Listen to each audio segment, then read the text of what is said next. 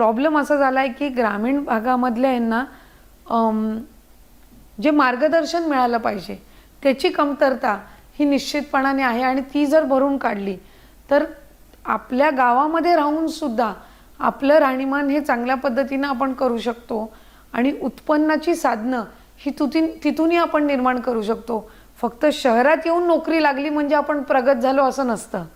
बरीचशी अशी आहेत जी शहरात राहणारी आहेत, त्यांना शहरातले याचा कंटाळा येतो आणि मग ते गावामध्ये जातात आणि पुन्हा एकदा त्यांच्या गावातले व्यवसायाला सुरू करतात. मी मधल्या कालावधीमध्ये बघितलं की ॲग्रो टुरिझम, आधी अनेकांना वाटायचं ॲग्रो टुरिझम म्हणजे काय. बरीचशी शहरात राहणारी आहेत ज्यांना शुक्रवार झाला की असं वाटतं की शनिवार रविवारी आपण गावाकडे जावं, शेतात जावं, तिथलं आयुष्य आपण जगावं. अशी बरीचशी आहेत की जे स्वतःचा शेती व्यवसाय सांभाळून ज्यांनी हा ॲग्रो टुरिझम सुरू केलेला आहे आणि त्यांना ती पॅरलल इन्कम सोर्स हा सुरू झालेला आहे.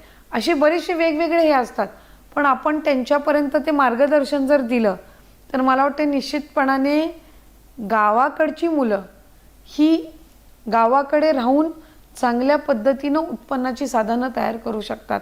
अनएम्प्लॉयमेंटचं प्रमाण हे कधी जास्ती प्रमाणामध्ये तो विचार येतो ज्या वेळेला आपण सगळे शहराकडे वळतो आणि शहरातली ऑलरेडी लोकसंख्या आहे आणि मग ग्रामीण भागातली पण लोकसंख्या ज्या वेळेला जॉबची एक म्हणजे शक्यता त्यांना इथं नोकरीची जास्ती आहे या ह्याच्यानी येतं, त्यावेळेला हा दोन्ही बाजूनी लोड वाढतो आणि मग अनएम्प्लॉयमेंटचं प्रमाणसुद्धा कुठे ना कुठेतरी आपल्याला जास्ती प्रमाणामध्ये म्हणजे ती एक समस्या आपल्याला ऐकायला मिळते.